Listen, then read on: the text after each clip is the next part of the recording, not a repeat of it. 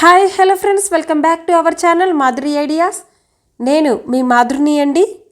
ఈరోజు మన ఛానల్లో చాలా త్వరగా పూర్తయిపోయే క్యారెట్ ఫ్రైని చేసుకుందామండి. అలాగే పిల్లల లంచ్ బాక్స్కి త్వరగా చేయాలన్నప్పుడు ఇలా క్యారెట్ ఫ్రైని చేసుకోండి. క్యారెట్ తినడం వలన చిన్నపిల్లల నుండి పెద్దవాళ్ళ వరకు ఆరోగ్యానికి చాలా మంచిది. ఇప్పుడు క్యారెట్ వేపుడికి కావాల్సిన పదార్థాలు అలాగే తయారు చేసే విధానం చూద్దాం. ముందుగా నేను ఇక్కడ 1/2 కేజీ క్యారెట్లని తీసుకొని మంచినీళ్ళలో 2-3 సార్లు బాగా కడిగి దాని తర్వాత క్యారెట్కి ఇలా 2 వైపుల అంచుల్ని కట్ చేసి క్యారెట్ పై పొరని తీసేయండి. దాని తర్వాత క్యారెట్ని ఈ విధంగా తురుముకొని పక్కన ఉంచండి. ఇప్పుడు గ్యాస్ స్టవ్ని ఆన్ చేసి ఒక కడాయిని పెట్టండి. కడాయి లైట్గా వేడెక్కిన తర్వాత అందులో 3 టేబుల్ స్పూన్ల ఆయిల్ని పోయండి.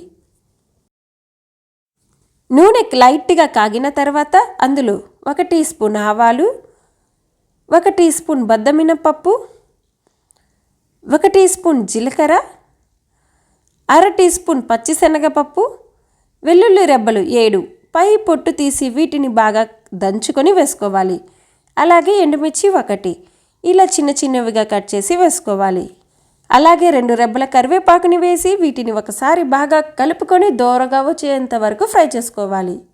ఇలా ఫ్రై అయిన తర్వాత అందులో ఒక పెద్ద సైజులో ఉన్న ఉల్లిపాయని తీసుకొని వీటిని ఇలా చిన్న చిన్న ముక్కలుగా కట్ చేసి వేసుకోవాలి.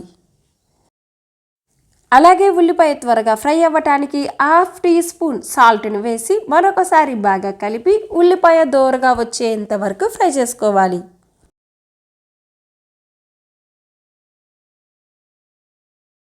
ఇలా ఫ్రై అయిన తర్వాత మనం ముందుగా తురుముకున్న క్యారెట్ని వేసుకుందాం. ఇప్పుడు గెరిటితో అన్ని పదార్థాలంతా సమానంగా కలిసేలా కలిపి గ్యాస్ స్టవ్ని మీడియం ఫ్లేమ్లోనే పెట్టి 5 నుండి 10 నిమిషాల వరకు కడాయి పైన మూత పెట్టి మగ్గించుకోవాలి. అలాగే మధ్య మధ్యలో కలుపుకుంటూ ఉండాలి. అలా 10 నిమిషాలు అయిన తర్వాత చూడండి, క్యారెట్ అంతా కూడా మనకు మంచిగా ఉడికిపోయింది కదా. ఇప్పుడు అందులో చిటికెడు పసుపు, మనం ముందుగా 1/2 టీ స్పూన్ సాల్ట్ని వేసుకున్నాం కదా, ఇప్పుడు రుచికి తగినంత సాల్ట్నే వేసుకోవాలి. నేను ఇక్కడ 1/2 టీ స్పూన్ సాల్ట్ని వేసుకుంటున్నానండి. అలాగే ధనియాల పొడి 1/2 టీ స్పూన్ వేసి మరొకసారి బాగా కలిపి 2 నిమిషాల వరకు ఫ్రై చేసుకోవాలి.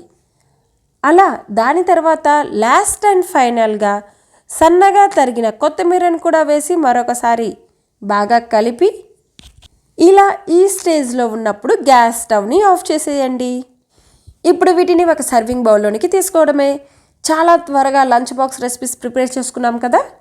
ఈ వీడియో మీకు నచ్చిందా? అయితే మీరు కూడా మీ ఇంట్లో ట్రై చేసి మీకు ఎలా వచ్చిందో కామెంట్ సెక్షన్లో తెలియచేయండి. ఈ వీడియో కనుక మీకు నచ్చినట్లయితే లైక్ చేయండి, మీ స్నేహితులకి మరియు బంధువులకి షేర్ చేయండి. అలాగే మన ఛానల్ని మొదటిసారిగా చూస్తున్నవారు సబ్స్క్రైబ్ చేసి పక్కనున్న బెల్ బటన్ని ప్రెస్ చేయండి. మళ్ళీ ఇలాంటి మరొక మంచి రెసిపీతో కలుసుకుందాం. అంతవరకు సెలవు. Bye bye.